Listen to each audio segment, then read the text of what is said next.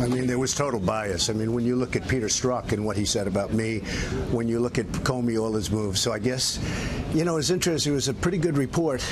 And then I say that the IG blew it at the very end with that statement, because when you read the report, it was almost like Comey. He goes point after point about how guilty Hillary is. And then he said, but we're not going to do anything about it. The report, the IG report, was a horror show.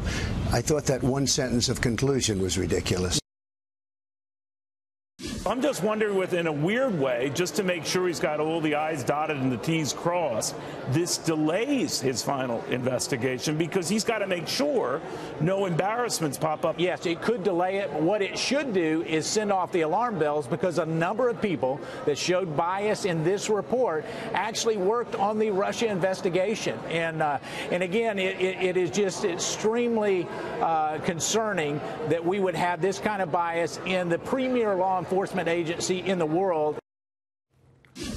All right, so what would this mean for the Mueller probe now? A probe that the president says now proves that he's exonerated, that the IG report pretty much proves that there was a whole lot of detesting Donald Trump among key players there, and that that can't be very fair to him, very fair to this ongoing probe. The read now from Republican Intelligence Committee member Chris Stewart. Sir, very good to have you. Is your sense, Congressman, that the president makes a valid point, or that this concern that Bob Mueller might have now to make sure everyone he relies on for whatever final conclusions he has is on the up and up, and there are no embarrassments to be had, so this could delay that report?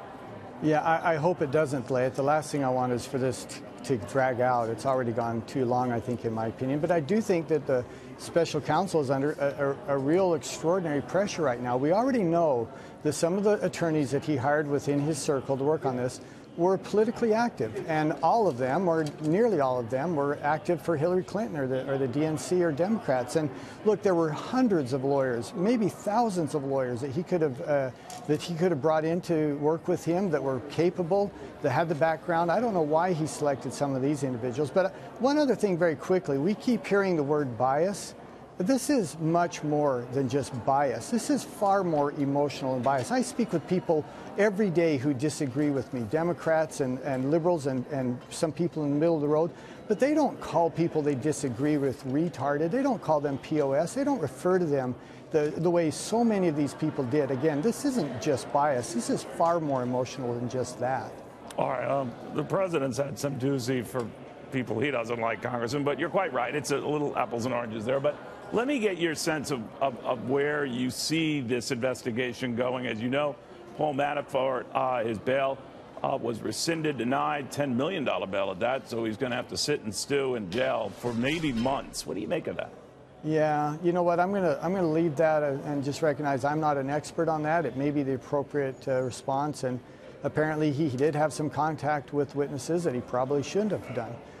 To Mr. Mueller, I'll continue to say what I've said for months. Please continue your work, but do it as quickly as possible. The American people deserve to know, and people who have had a shadow cast over them, who, from our work on the Intelligence Committee, we know that there were accusations, and not just accusations of jaywalking or stealing bubble gum, very serious accusation, essentially of treason, made against people that they've had to live with for an awful long time now.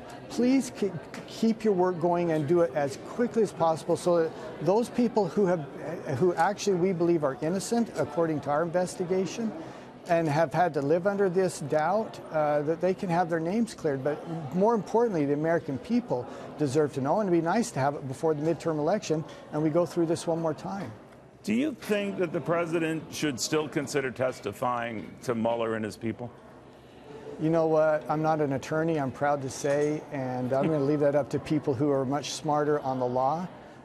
If the president, I know apparently he's considered it. I think they've apparently gone back and forth. I wouldn't want to advise the president on whether that's a good idea or not. I do think that the more open and transparency we have, that's better. But I also know that some people have been brought before certain commissions and tribunals and investigatory bodies, and though they had not done anything wrong, in some cases they're charged with not telling the truth in some of their testimony. There's a certain fear of that, there's no doubt. You know, Rudy Giuliani, the reason why I asked the question, sir, is because I don't think it's ever going to happen now. There's such ill will after this report. But Rudy Giuliani said, you know, maybe Mueller should suspend his investigation altogether after this. Yeah. Well, I wouldn't be satisfied with that. Once again, for those people who are innocent, I think we owe them the responsibility of clearing their names if they are not guilty of what they've been accused of doing. And I hate to repeat myself again, but the American people deserve to know as well. I think we're very close on this. I really do. I mean, although we don't monitor Mr. Mueller's investigation after 15 months on the House and our investigation, I think we have a fairly good sense of where this is going to end up, unless he's found something extraordinarily unlikely that he would find something that we didn't even get a whiff of. Now, maybe he has, but I find that unlikely. And if that being the case, let's clear the air for the American people.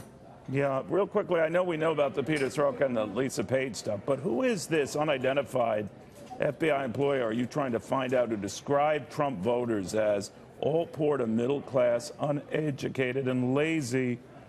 Yeah. Well, I can't repeat the word. What'd you make of it? Yeah, and so, I mean, look, it's shocking to me. And by the way, I've had FBI agents reach out to say, we want you to know we don't feel that way. There's many of us out here in the field that don't feel that way and talk that way in such a visceral, emotional, political tone. But how is it that Director Comey had surrounded himself with these type of people? And not only surrounded himself, but had promoted them and put them in positions of enormous responsibility where they were clearly emotionally conflicted. And I think it reflects on his leadership that he didn't recognize that most of the people around him had very visceral opinions and political views that made doing their job in an unbiased way nearly impossible, in my opinion. All right, Congressman, thank you very, very much. Good seeing you, Congressman Chris Stewart. Thank you, sir. House Intelligence Committee member.